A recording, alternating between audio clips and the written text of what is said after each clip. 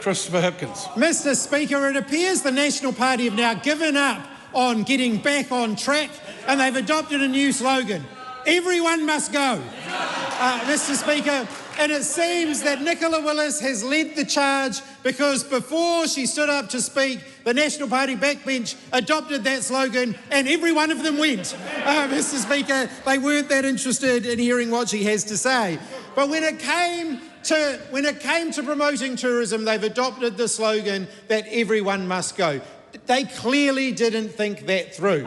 At a time when record numbers of New Zealanders are simply giving up and leaving the country, the government adopting the slogan, everyone must go, is totally ham-fisted, Mr. Speaker. When the engineers are complaining that because the government have stopped school rebuilding projects, they've stopped state house builds, they've stopped hospital upgrades, they've slowed down roading projects, they've scrapped water infrastructure upgrades, and engineers are now complaining that their compatriots are all leaving and going to Australia, what does the government say to that?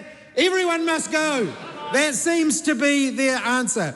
When the health system is in crisis, the government slogan seems to be, everyone must go. The health leadership has to go. The Board of Health New Zealand, the Chief Executive of Health New Zealand, the Director General of Health, the Director of Public Health, now even the Commissioner that they appointed seems to have a dagger hanging over his head. Everybody must go. They make it sound like New Zealand is in the clearance bin, as my colleague Kushler pointed out the other day, Mr. Speaker. But what they have proven since they became the government is that stringing together a bunch of slogans will not make up for the fact that they simply don't have a plan. They don't have any idea how they're actually going to turn around the fortunes of the country, because New Zealanders know that while this government are patting themselves on the back saying how wonderful everything suddenly is, Kiwi families are still going backwards.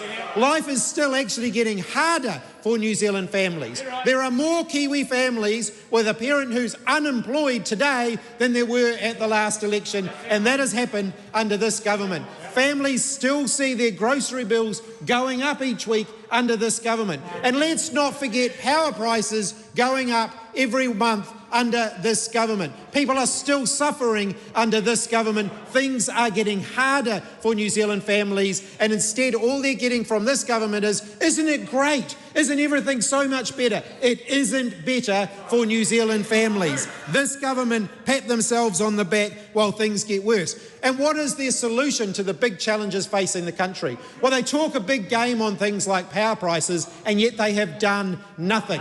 What has actually caused the growth in power prices? Well, hocking off half the power companies actually contributed to the current power crisis that we're seeing at the moment, because those power companies decided to gouge more profits out of consumers rather than actually invest in new power generation. And what's their solution? Sell more. Everything must go. Everyone must go. Everything must go. That seems to be their new slogan. More tough talk on supermarkets, but no real action. More tough talk on banks, but no real action. No actual solutions. Oh, and when it comes to people who are homeless, living in emergency accommodation, it seems they've adopted the slogan, everyone must go. They don't seem to mind where they go as long as they leave emergency accommodation. If they're going to a car, that's okay. If they're going to sleep under a bridge, that's okay, as long as they're not in emergency accommodation. Emergency accommodation is not a solution, but it is a stopgap measure while we build more houses. But they're not doing that anymore either. They cancelled the new State House build program when they became the government, and all New Zealanders will pay the price for that. It also seems, I tell you who's not going though, and that is the ministers who aren't living up to the standards that New Zealanders should be able to expect of their government.